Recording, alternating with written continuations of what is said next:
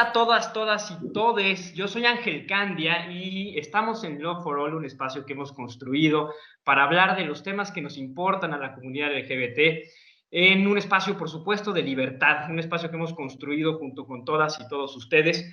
Y hoy tengo el enorme privilegio de contar con gente, de platicar con gente a la que, además de que les tengo una profunda admiración, les quiero un montonal, porque es gente con la que he vivido, son personas con las que yo he vivido cosas increíbles y tremendamente increíbles, pero sobre todo a quienes les he aprendido muchísimo. Y antes de presentarles, quiero platicarles rapidísimo, en un minuto, por qué conocí a estas tres personas. Ellas, Isaac, Daniela y Mari Carmen, son tres delegados y delegadas que fueron seleccionados como parte de un programa que se llama Future Leaders Connect del British Council. Este programa lo que hace es buscar a jóvenes líderes en el mundo con la intención de cambiar alguna realidad, su realidad o la realidad de alguien más, y a través de la implementación de política pública. Resulta que en México se hizo una convocatoria en la que alrededor de 600 personas aplicaron y estas tres personas tuvieron el enorme privilegio de ser los representantes de México y pues me colé con ellos y nos fuimos a Inglaterra a convivir con 50 jóvenes alrededor del mundo. A este programa, para que se den una idea quienes nos escuchan, aplican alrededor de 16,000 jóvenes en el mundo y seleccionan a 50 personas para que vayan a aprender un poquito más a la Universidad de Cambridge sobre política pública, liderazgo, y que regresen a sus países con un montón de riqueza de ideas y de formas de ver las cosas, a tratar en efecto de cambiar las cosas. Entonces, sin más, ya que les platiqué un poquito sobre esto, déjenme presentarles porque de verdad estoy tremendamente contento de poder tenerles aquí. Empiezo con Mari Carmen Medina Mora. Ella estudió Relaciones Internacionales en el TEC de Monterrey y además hizo una maestría en Política Pública en la Universidad de Georgetown. Es consultora especializada en prevención de violencia y inclusión social. Mari Carmen, ¿cómo estás? Muy bien, Ángel, gracias por invitarnos. Encantado de tenerte por acá. Les presento también a Daniela Ancira. Ella es licenciada en Derecho de la Universidad de Anáhuac y maestra en Derechos Humanos y Democracia. Ella es cofundadora y directora general de la CANA, una asociación que está increíble, que trabaja con mujeres privadas de su libertad. Ahorita nos platicará un poquito más. Daniela, ¿cómo estás? Muy bien, Ángel, muchas gracias por la invitación. Al contrario, encantado de tenerte por acá. Y por supuesto, Isaac Bencomo, él es licenciado en enfermería y tiene una maestría en ciencias de enfermería con una subespecialidad en pediatría. Actualmente trabaja en la unidad de terapia intensiva del Hospital Infantil de San Antonio, Texas, y también es un voluntario en el campamento de migrantes de Matamoros, que ahorita nos contarás. ¿Cómo estás, Isaac? ¿Qué tal, Ángel? ¿Qué tal, Ángel? ¿Cómo estás? Muchísimas gracias por el espacio. Un gusto verte. Oigan, pues estoy de verdad bien contento. Vamos a tratar de platicar un poquito. Por supuesto, quiero que la gente les conozca, que conozcan sus proyectos, que sepan qué están haciendo, con qué poblaciones están trabajando. Pero antes de entrarle a la plática y que en efecto tengamos la oportunidad de charlar, quiero decirle a quienes nos escuchan que la razón por la que Love for All le apostó a crear un panel de este tipo es porque uno de los objetivos del festival es tender puentes con la diversidad en general, la diversidad social. Por supuesto que es importantísimo en junio darle foco y reflectores a la diversidad sexual, a la comunidad LGBT, pero también tenemos que entender que la diversidad social es muy amplia, es mucho más grande que la diversidad sexual y que la mayoría de los problemas que enfrentamos todas y todos, tanto en México como en el mundo, normalmente tienen sus raíces en las mismas partes. Y una de las cosas más ricas que tenemos y la oportunidad que tenemos de platicar con ellos tres, tiene que ver justamente que entender con qué poblaciones trabajan, cómo trabajan, cuáles son los retos que enfrentan y sobre todo de la importancia de tender puentes entre las causas, porque unidos y unidas podemos hacer un montón de cosas más. Entonces, si les parece, empecemos un poquito a hablar sobre Daniela, ¿por qué no nos platicas un poco de dónde vienes, a qué te dedicas y sobre todo qué haces un poquito con la cana? Claro que sí, bueno, como ya platicaste, yo soy abogada y cuando estaba en la carrera de Derecho, como parte de una clase de Derecho Penal, nos llevaron a conocer un reclusorio, el de Barrientos, en el Estado de México. Yo empecé mi carrera, la verdad, nunca imaginándome que no lo tenía ni en el radar como todo el tema de derechos humanos, mucho menos sistema penitenciario. Yo me veía como en un despacho elegantísimo trabajando, algo así.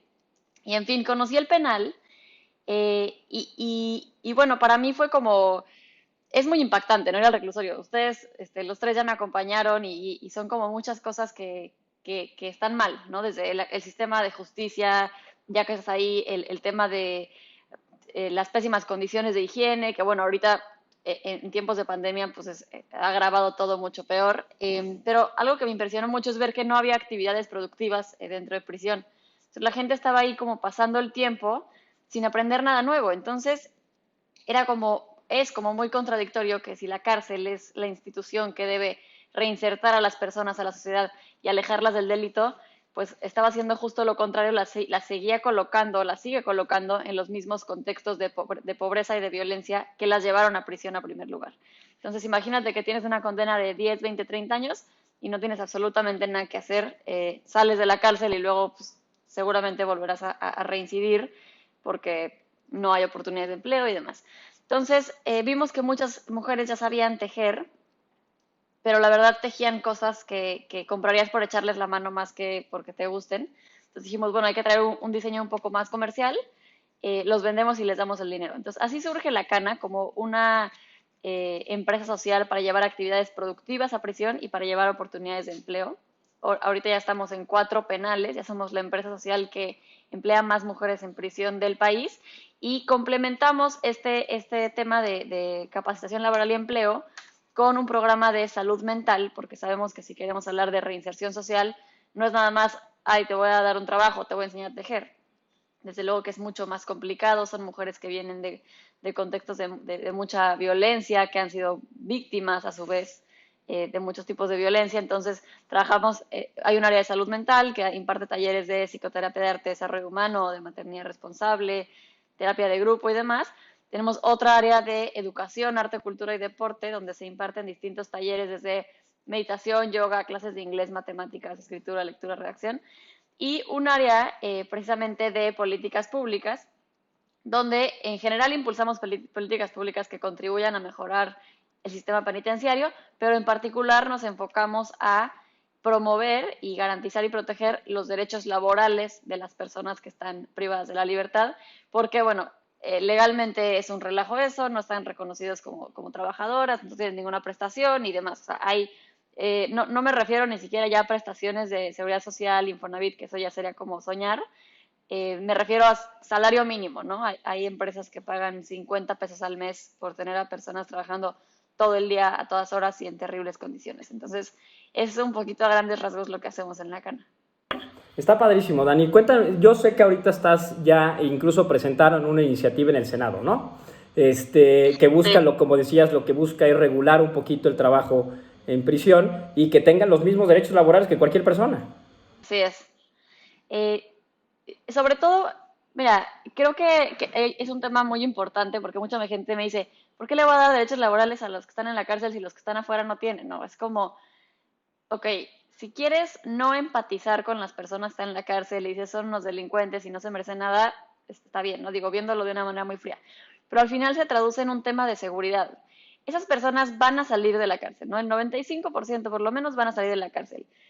¿Quién quieres que salga? Una persona que va a aspirar a un trabajo legal, un trabajo digno, que va a salir con un nuevo proyecto de vida, que va a aportar de manera positiva a la sociedad, o una persona que va a regresar al ambiente que lo llevó a prisión, ¿no? Que va a delinquir quizás contra ti, contra mí, contra la sociedad, o que chance nunca era delincuente, pero como ahora ya tiene antecedentes penales y aparte no tiene ninguna capacitación para ningún trabajo, seguramente terminará recurriendo al delito como por necesidad.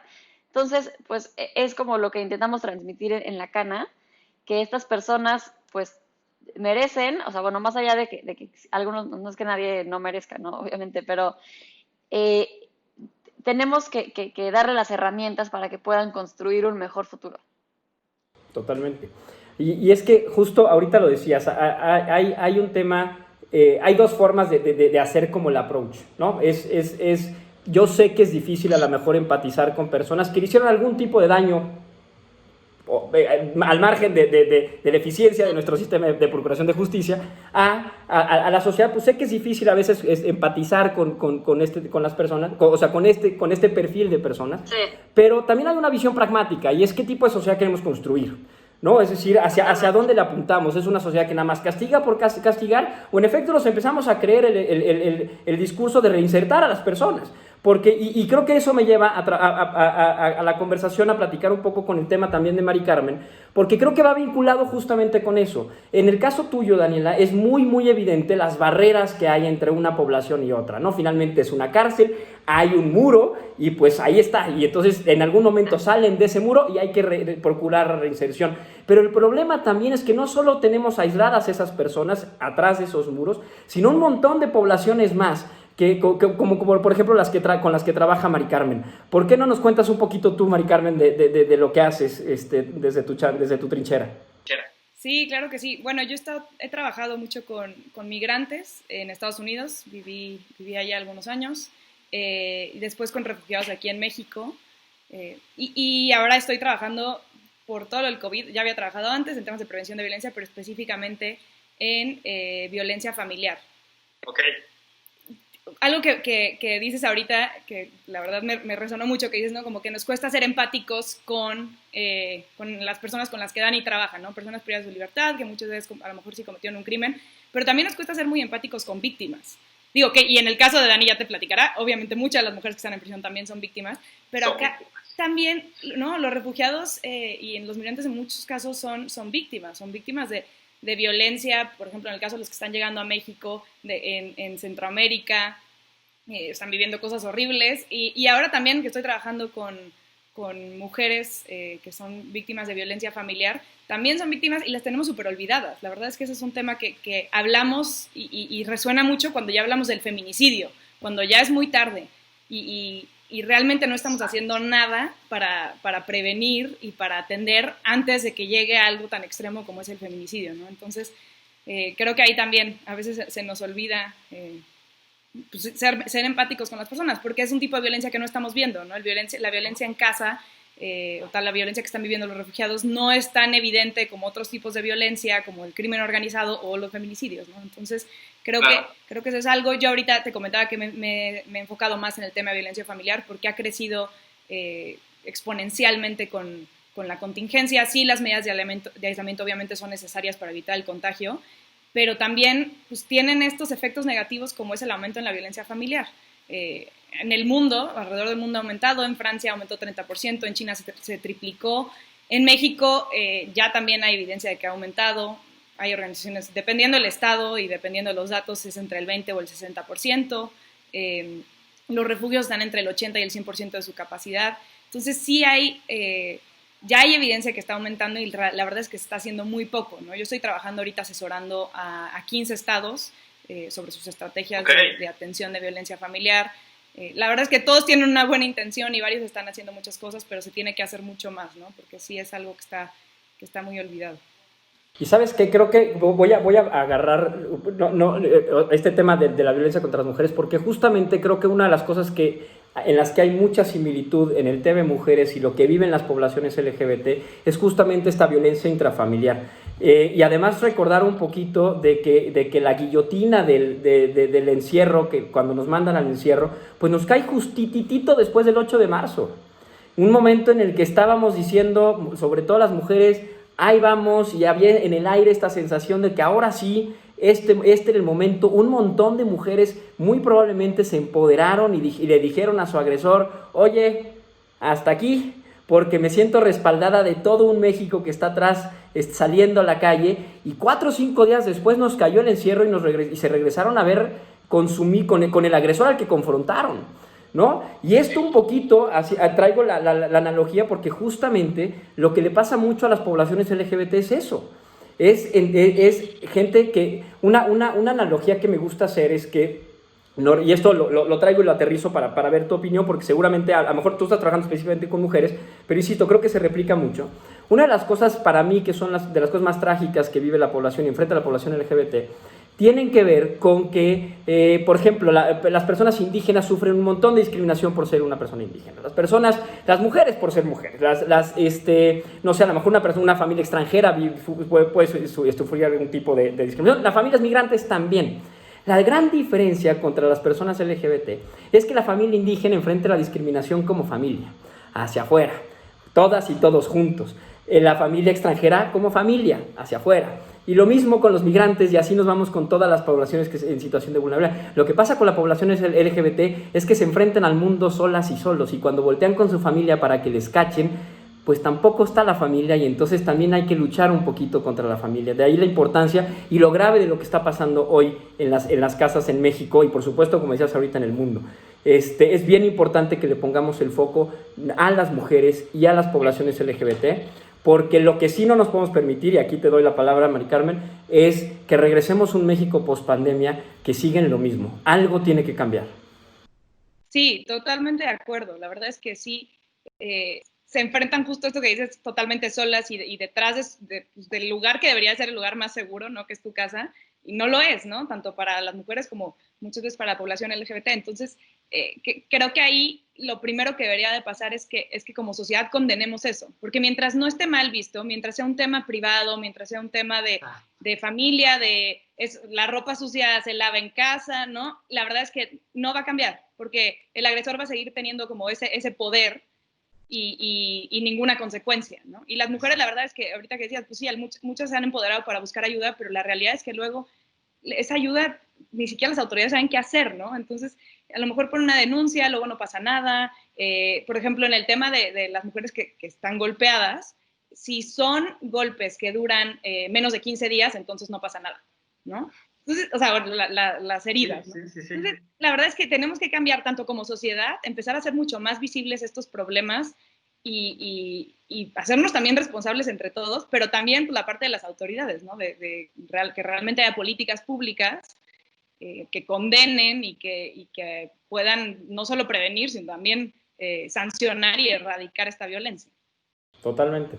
No, gracias, Mari Carmen, y gracias por el trabajo que haces, porque creo que hoy más que nunca, el que hayas ahorita cambiado a lo mejor tu radar un poquito hacia este lado, es porque es tremendamente necesario. O sea, tenemos que ponerle atención a esto. Insisto, no podemos regresar bajo ninguna circunstancia a un México que se dé el permiso y se dé el lujo de seguir permitiendo este tipo de cosas. Esto no es un asunto privado, que nos quede clarísimo, es un asunto público. Cuando está la vida de las personas y la integridad de las personas, ya sea física o mental, de por medio, tenemos que intervenir como sociedad. Isaac, y voy contigo entonces con esto, para que nos platiques, porque tu historia, y creo que Mari Carmen y Daniela coinciden un poquito conmigo, es una de las más bonitas, en tanto que son muy inspiradoras, trágica en sí misma, pero bonita porque creo que a ti te llegó en un momento en el que te tenía que llegar, y que justamente, regresando al tema de Daniela, un poquito de lo que decía Daniela, pues apareció esta parte que era importantísima, que es importantísima en el juego del ser humano, que es la empatía. Cuéntanos un poquito cómo viviste y cómo llegaste a donde estás. Muchísimas gracias, Ángel. Bueno, te cuento un poquito. Yo soy enfermero pediatra. Hace 2 años he estado trabajando en frontera con Ciudad Juárez y El Paso, Ciudad Juárez, Chihuahua. Y en ese entonces yo trabajaba en la sala de urgencias. Y en la sala de urgencias, pues obviamente recibíamos a muchos de estos migrantes, de estas familias que venían en caravana a la frontera norte. Y pues en una de esas me toca atender a una pequeña, a una niña de Guatemala que desafortunadamente pierde la vida. Pues obviamente algo súper trágico, porque ningún niño debería perder la vida por tomar un trayecto, por un viaje que estamos hablando de un viaje de 2 semanas, ¿no? Un viaje muy arduo para alcanzar oportunidades en su vida, para poder superarse como persona, para poder pues tener oportunidades que tal vez no tienen en su país, o como lo comentaba Mari Carmen también, muchas de estas personas, muchas de estas familias están huyendo, ¿no?, de la violencia que se vive en sus familias, en sus países, y en donde no existen esos sistemas de apoyo, y pues eso los hace pues agarrar sus cositas y salir, ¿no?, y buscar mejores oportunidades. Entonces, eso a mí me mueve mucho, me rompe esta realidad que vivían, ¿no? Y pues me empiezo a mover, ¿no? Empiezo a buscar las maneras en las que yo pudiera, como enfermero en ese entonces, pues apoyar a estas personas, y me encuentro con el programa que mencionábamos del British Council, en el cual pues me empieza a cambiar un poquito el enfoque, ¿no?, de cómo podemos hacer un cambio. Este cambio, claro, a través de las políticas públicas. Ahora yo, como lo mencionas, estoy trabajando en el campamento de migrantes en Matamoros, y soy el enlace de una organización internacional médica que brinda atención prehospitalaria a todos los migrantes y que viven dentro del campamento. Y con esto de la pandemia, pues empieza a evidenciar mucho que, uno, no existen los sistemas de apoyo del sector salud para la población migrante y mucho menos para la población mexicana, ¿no? Entonces, para darle un poquito más el enfoque a la plática, creo que una de las cosas que empieza también que empieza a evidenciar esta pandemia y que nosotros como organización empezamos a identificar es que hay muchas personas dentro de esta población migrante que se identifican como personas LGBT+, ¿no? Muchas mujeres que desafortunadamente, aún viviendo dentro del campamento, son víctimas de la violencia intrafamiliar, ¿no? Y que desafortunadamente no tenemos los sistemas de apoyo ni como organización, ni como país, ni como nada, o sea, no existe nada en donde tú puedas canalizar a estas personas, ¿no? ¿Y qué es lo que pasa? Cuando estamos viviendo esta vida de confinamiento, pues sí, para las personas con las que trabaja Dani, por ejemplo, pues sí, son muros, ¿no? Están dentro de un reclusorio. Para las personas con las que Mari Carmen y yo trabajamos, son vallas, ¿no? O sea, son vallas y son, estas personas están viviendo dentro de una situación muy vulnerable y que desafortunadamente, a pesar de todos los esfuerzos que nosotros como organización intentamos hacer y brindarle los servicios, pues no existe en verdad un método, un modelo de atención que integre todos los servicios que deberían brindarse a estas personas, ¿no? Desde salud mental, desde apoyo intrafamiliar, y que para las personas LGBTQ, pues sabemos que ellos ya viven en una situación de extrema vulnerabilidad y que son víctimas muchas veces de acoso y de violencia dentro de estos campamentos, ¿no? O sea, que huyen de esta violencia desde sus países y llegan a vivirla aquí a México, a nuestro país, ¿no? En donde ya nuestra población ya vive todas esas discriminaciones, ya vive todas esas realidades, ¿no? Entonces, es muy difícil tú como organización o tú como persona decir, no manches, o sea, ya les estamos brindando este servicio que es médico, que es en respuesta a la pandemia, pero esta pandemia conlleva, o sea, muchas otras realidades que tal vez como organización nunca identificamos porque estamos muy ocupados viendo el tema de la pandemia, pero no manches, ahora que todas las personas no pueden salir, que están dentro del campamento, pues incrementa muchísimo el nivel de estrés, el nivel de tensión, y pues eso llega a brotar o sea, llega a explotar, ¿no? Detona en la violencia, ¿no? Entonces, creo que es muy importante, y concuerdo con Mari Carmen, que este cambio tiene que ser un cambio sistemático. O sea, no solamente tiene que ser, ya lo identificamos, ya lo evidenciamos, hay que seguir dándole visibilidad al problema, ¿no? Y reconocer que no solamente es un problema que se vive dentro de las cárceles, que se vive dentro de los campamentos de migrantes, que se viven en nuestro México, ¿no? O sea, que en sí no existen los sistemas de apoyo ni para estas personas ni para las personas mexicanas que viven, las mujeres que viven esta violencia intrafamiliar, ni a las personas que se identifican como LGBTQ. Entonces, es muy importante también como que reconocer que, aunque como tú lo mencionas, ¿no? Cada uno desde sus trincheras, pues el diálogo, ¿no? Los esfuerzos transversales son muchísimo más importantes para darle no solo visibilidad a los problemas, sino también que nuestros esfuerzos se pueden fortalecer y se complementan al trabajar juntos, ¿no? Entonces, creo que ese es el mensaje, ¿no? Que yo les quisiera decir, porque también, o sea, es muy fácil como que meterte mucho en el tema de migrantes, y ahí es cuando se va un poquito como que, pues cerrando un poquito más el tema, ¿no? Pero creo que es muy importante reconocer que aunque sí son temas muy diferentes, los esfuerzos se pueden complementar, se pueden fortalecer, inclusive con personas que trabajan en temas muy diferentes, ¿no? Y creo que nuestro grupo es en verdad, pues, es un ejemplo, ¿no? Porque creo que como delegados de este programa, pues sí, trabajamos en cosas muy diferentes, pero de alguna manera a lo largo de casi ya un año, ¿no?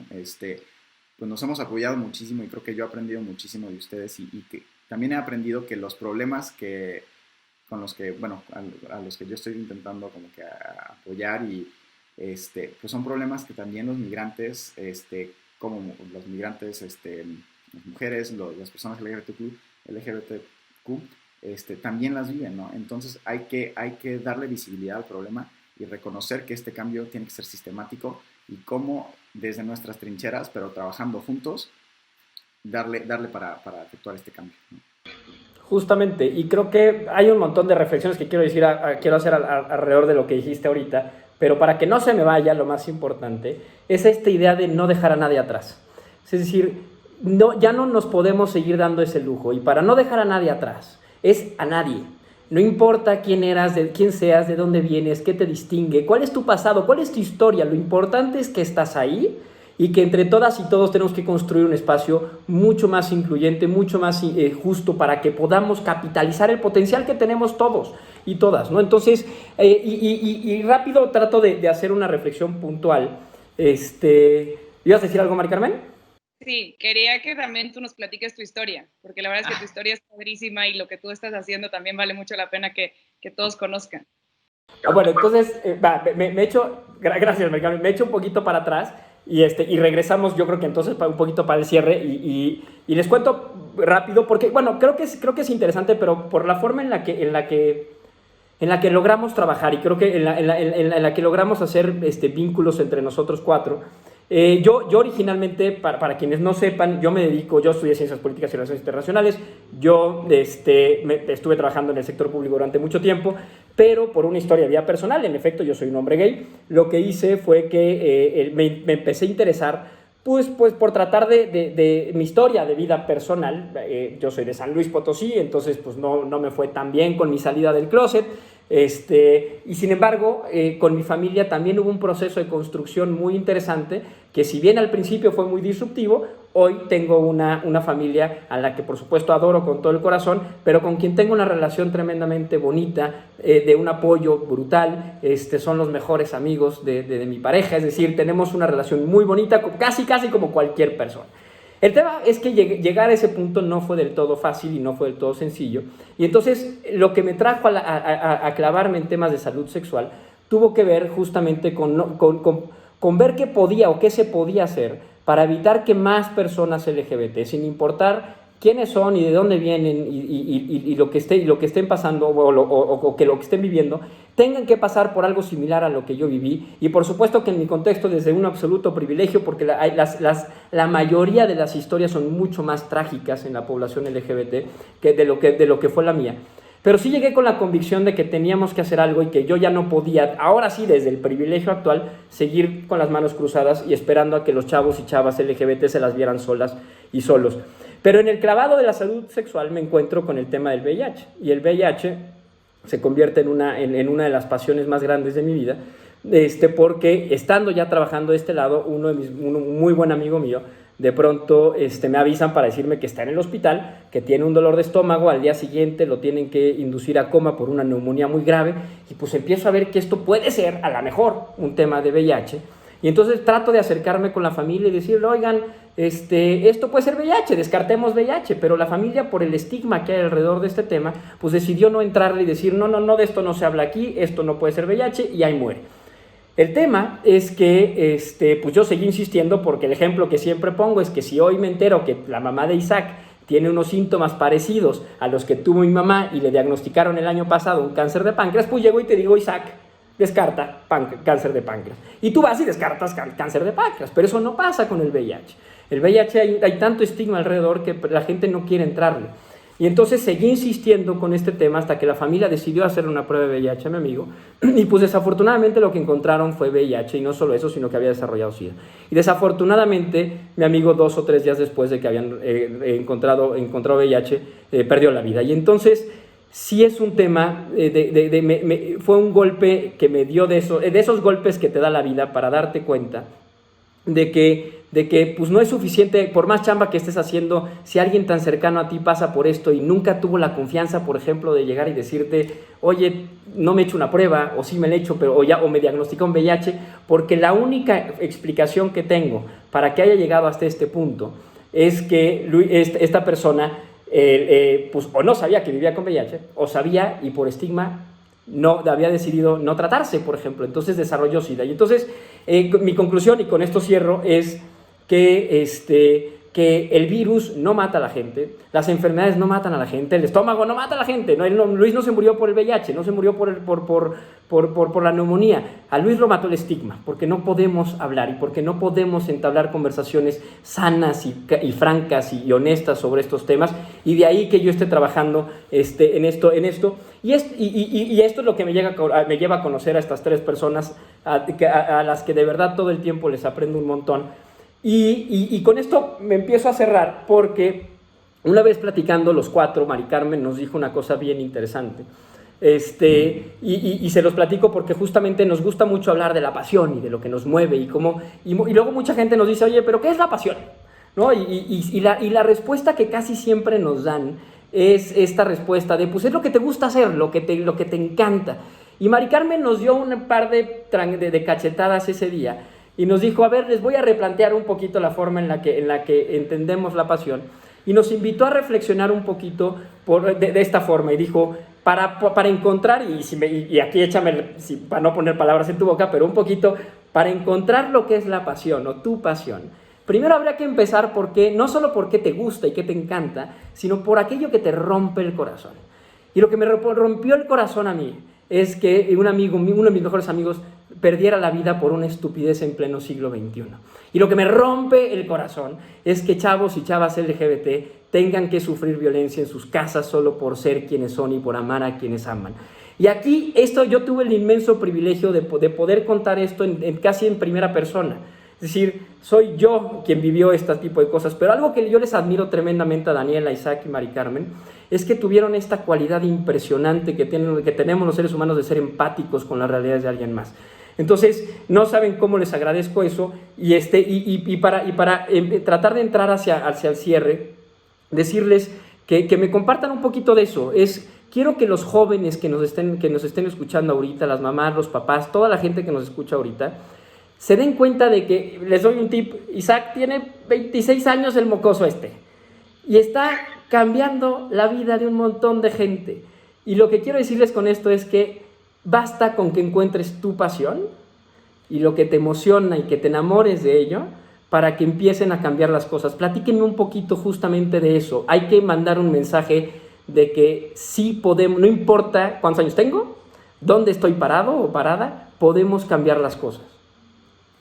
Yo creo que lo más padre de dedicarte a temas que te encanten es, bueno, primero, muy importante encontrar tu causa, ¿no? Porque por más que yo admiro muchísimo el trabajo que ustedes tres hacen, pues yo no le dedico chances cero tiempo a apoyar esas causas, porque a mí la causa que me mueve es la de personas privadas de libertad, reinserción social y demás. Entonces creo que es muy importante que cada quien encuentre su causa y cada quien, por historias personales o por historias de vida que algo les impactó, pues escogerás una. Y está bien, la que a ti te gusta. Pero ya que lo encontraste, creo que lo padre de encontrar esa causa que te encanta, que te mueve, que te motiva, es saber que con tu trabajo puedes cambiarle la vida literalmente a otra persona. Y también mucha gente como que también dice, ay, sí, pero tú ya fundaste una empresa, una organización, ni siquiera tienes que hacer eso para apoyar, ¿no? O sea, tan fácil como dar un clic en tu computadora, puedes dar dinero, cosas, ropa, tiempo o donar tu talento hacia algo, ¿no? O sea, yo tengo cosas, por ejemplo, una agencia de marketing digital, o sea, que nada tiene que ver, pero que ahorita, en tiempos de pandemia, es lo que más nos ha ayudado para que la causa siga viva y para que sigamos teniendo proyectos. Entonces, puedes donar tu tiempo, tu talento a causas que te gusten, aunque pienses que no tienes nada que ver con eso, ¿no? Porque mucha gente me dice, es que me encanta lo que haces, pero yo estudié marketing, o sea, nada que ver con los abogados y así, o sea, como que siempre encuentras una forma, ¿no? Y eso es lo padre, y literalmente sí le cambias la vida a la gente y sí puedes construir hacer un cambio en la vida de tu país. Y creo que ustedes tres son perfectos ejemplos de eso y de toda la gente y de todos los cambios que han hecho desde sus trincheras. Entonces, a mí es algo que me encanta, el saber que tu trabajo, o sea, que lo que le dedicas tu tiempo y tu energía tiene un impacto tan positivo en la vida de la gente. Sí, yo creo que, y ya lo dijo Isaac, creo que, o sea, nosotros somos un ejemplo también de que colaborando, ¿no? Podemos hacer muchas más cosas. O sea, creo que también no nos debemos olvidar de eso, pero y yo creo que para todos justo los que estén buscando su pasión, pues van a ir viendo, o sea, un poco se van a ir dando cuenta en su trabajo, en el día a día, viendo las noticias, viendo ahorita todo lo que está pasando con el COVID, justo qué es lo que los mueve, ¿no? O sea, yo trabajé con migrantes, el tener la experiencia trabajando con niñas centroamericanas que habían viajado solas, que huían de la violencia que estaban viviendo en sus países, no solo la violencia de las maras y las pandillas, sino también en su casa, y luego todo lo que vivieron en el transcurso, a mí me movió a ese tema de violencia, ¿no? De prevenir, claro. Todo en el tema de violencia de género, de sufrir violencia por el simple hecho de ser mujer, ¿no? Y así te va llevando un poco, ¿no? Entonces yo seguí trabajando después con migrantes, con refugiados, ahora estoy más metida en el tema de prevención de violencia. Isaac igual tiene una historia muy particular, tú tienes una historia también, Ángel, Nani, tú también cuando visitaste la cárcel, o sea, un poco te va llevando un poco, ¿no? El punto es explorar, es platicar con gente, es conocer historias, pero también esa parte que mencionaba primero, que es buscar alianzas, porque es la única forma, o sea, es la única forma en la que realmente vamos a cambiar algo. Específicamente ahorita yo lo veo en el tema de violencia familiar, se está involucrando mucho el sector privado para apoyar a ONGs que están trabajando pero que no tienen dinero, ¿no? Entonces, como tú decías, Dani, pues esas empresas pueden ahí donar dinero y tú como individuo también puedes ayudar. A lo mejor ahorita no tienes tiempo, no tienes la capacidad para hacer más, pero entonces pues, escucha a alguien, escucha empáticamente a alguien, no lo juzgues, o sea, de alguna forma tú puedes hacer un cambio, aunque sea en una persona, y a lo mejor después ya lo puedes hacer en mucha más grande escala, como lo está haciendo Dani con la cana, o Isaac también. Entonces yo creo que es eso, o sea, como de alguna forma encontrar esas alianzas, encontrar gente que te apoye y que crea en lo que tú estás haciendo. Totalmente. Sí, creo que yo era una de esas personas que decían, no manches, o sea, Daniela ya tiene una AC, o sea, yo no puedo, o sea, yo no tengo nada, ¿no? O sea, pero creo que es muy importante, creo que se fue formando muy padre el mensaje. Es uno, busca la causa, ¿no? Busca esa causa que te mueve, que te encanta, en la que quieres influir, ¿no? Segundo, empatiza, ¿no? Como dice Mari Carmen, tienes que empatizar, o sea, no basta con solo decir, esto no me gusta, pero X, ¿no? O sea, no te mueve. Entonces, es buscar esa causa, empatizar, y finalmente creo que y para lo que más ha resonado para mí como persona es busca a esas personas, a esas organizaciones, a esos amigos, a esos mentores que te van a ir formando y que te van a ir guiando, porque como se los dice Mari Carmen, no basta con hacerlo tú solo, ¿no? Y no se puede. O sea, tienes que buscar esas alianzas, esas personas que van a apostar en ti, en la causa en la que quieres influir, y pues vas poco a poco, ¿no? O sea, no se puede cambiar el mundo de la noche a la mañana, pero sí se puede definitivamente buscar esas personas que te van a ayudar a que ese cambio tal vez no lo veas mañana, pero que lo veas a lo largo de unos años, ¿no? Entonces, que sea un cambio que pues, se realice, ¿no? Que sí se pueda, que sea posible, y creo que eso es muy importante, ¿no? Buscar esa causa, empatizar y encontrar esas personas que van a apostar en ti y en tu causa. Totalmente. Y miren, para ir cerrando un poquito, justo creo que lo interesante, quiero retomar unas cosas, ahorita hago como un cierre, pero quiero retomar un poco la parte que decías, Isaac, al principio de la interseccionalidad. Parte importante es entender que los problemas que enfrentamos, de verdad, gente, entendámoslo así, normalmente tienen su origen en el mismo lugar. Lo que comparten las mujeres, por ejemplo, con las que trabaja Mari Carmen, y las poblaciones LGBT con las que yo trabajo y con las que trabaja esta Dani, tienen, por ejemplo, la violencia de género, explica la violencia contra las poblaciones LGBT. Es violencia de género, está arraigada en el machismo. Entonces, y así nos podemos ir con el caso también de lo que decías ahorita, Isaac, del tema de las realidades que enfrentan los migrantes. No solo es una población tremendamente invisibilizada, sino que además es tremendamente diversa en sí misma, porque no es que haya un bloque de migrantes, no, es que hay migrantes, mujeres, LGBT, adultos mayores, jóvenes, con estudios, sin estudios, o sea. Y lo interesante es que tenemos que empezar a aprender a voltearnos a ver hacia los lados y entender que compartimos la misma causa. El día que entendamos eso, entonces muy probablemente vamos a poder, porque lo decían los tres ahorita, vamos a poder entender que juntos y juntas podemos cambiar las cosas. Entonces, yo antes de despedirnos y dejarles espacio rápido para un último mensaje, de verdad quiero agradecerles profundamente, no solo por haber aceptado haber venido a este festival, es importantísimo que estén personas como ustedes, no solo por lo que están haciendo, sino, insisto, porque hay que mandar este mensaje de que compartimos causa, de que juntos podemos hacer cosas, de que hay que tender alianzas, despertarte un día con algo que te mueve el estómago y que te genera mariposas y querer hacer algo y de repente voltear a ver al techo y sentirte medio sola o solo, pues está difícil, pero cuando te enamoras de eso, cuando encuentras que te encanta, te das cuenta así de rápido que la gente empieza como imanes a juntarse contigo y a decir yo te hago y yo te ayudo, y aunque como decía Dani ahorita, a lo mejor no es mi causa, pero no saben, y lo presumo porque es algo muy bonito, cada vez que alguno de los 4 se nos complica alguna cosa, en un WhatsApp, oigan, y 2 minutos después está caminando y destrabándose, porque a lo mejor Daniela trabaja con mujeres en situación de cárcel, pero Isaac tiene un contacto en otra parte que le ayuda a destrabar algo a Dani.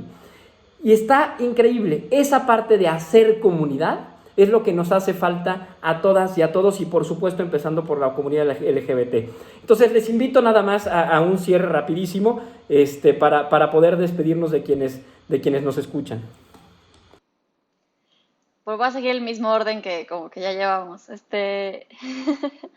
Nada más agradecer la invitación y el espacio para platicar de lo que hacemos y bueno, ponerme a su disposición si en algo puedo apoyar, si en algo puedo compartir mi experiencia.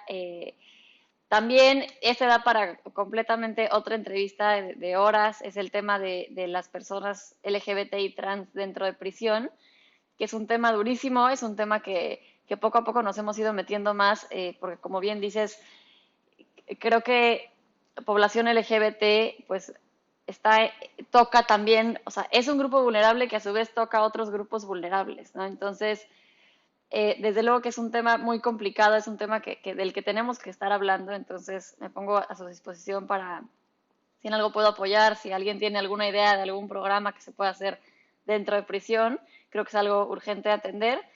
Y pues nada, gracias por la invitación y aquí andamos para lo que se les ofrezca. Platícanos rápido tus redes, Dani, para que te sigan y en efecto se pongan en contacto contigo. Sí, las mías personales son @DaniAncira, Dani con I latina, y las de La Cana son @LaCanaMX en Facebook, Twitter y Instagram. Corran a seguirlos porque de verdad el trabajo que hace Dani y el trabajo que hace La Cana hace muchísima falta en un mundo en el que aunque haya barreras ahorita visibles, una vez que salen de esa barrera se encuentran con otras que no son tan visibles pero que son tan reales como las otras. Entonces busquen por favor a Dani y Mari Carmen. Bueno, yo igual darte las gracias, Ángel, a Love World también por la invitación y ya, a mí la verdad es que solo me gustaría cerrar diciendo que creo que todos deberían de buscarse amigos y mentores como ustedes tres. La verdad es que sí creo que todos estamos aprendiendo todo el tiempo. Nosotros, como tú lo dices, Ángel, nos apoyamos también, estamos viendo cómo colaboramos, pero también en lo que ayuda a tener gente como ustedes es que la verdad es que de repente nuestros temas son muy duros, ¿no? Entonces, tener gente que te inspira, que te ayuda, que te motiva, creo que es súper importante, porque a veces hacerlo solo, no solo es muy, muy complicado, sino también, o sea, emocionalmente, ¿no? No se puede. Entonces, creo que es eso también. O sea, a mí me gustaría nada más cerrar diciendo eso porque la verdad es que sí creo que, por lo menos yo hablando personalmente, me ha cambiado desde que entré a este programa y me ha cambiado mucho y sí, o sea, creo que eso es de lo más valioso, ¿no? Pero cuéntanos tus redes, Mari Carmen, por favor. Sí, a mí me pueden encontrar como @MariCarmenMM. Bueno, Isaac, creo que vas tú para cerrar. Rapidín, bueno, nomás para dejarlos con un mensaje, con el mensaje que creo que todos queremos compartir es, tenemos una oportunidad muy, muy peculiar, tenemos una oportunidad de empezar a forjar una nueva realidad, ¿no? En esta pospandemia, de escribir un nuevo capítulo en nuestro país, y creo que tenemos que partir desde el punto de la empatía, desde el punto de la equidad, y creo que eso es en lo que, con eso me gustaría dejarlo, ¿no? Que hay que aprovechar esta oportunidad que tenemos, que después de toda esta tragedia, ¿no? Pues que estamos viviendo como seres humanos, como población global, como personas, como mexicanos, pues tenemos la oportunidad de empezar a forjar una nueva realidad para el día de mañana, ¿no? Y que con eso nos tenemos que con eso tenemos que ir buscando estas alianzas, buscando estas causas a las cuales queremos apoyar. Y pues nada, que para eso hay que encontrar personas como ustedes, para ir haciendo alianzas, formando alianzas y ver ese cambio que queremos ver en nuestro México, ¿no? El día de mañana. Entonces te agradezco a ti muchísimo por el espacio, a Love for All, muchísimas gracias.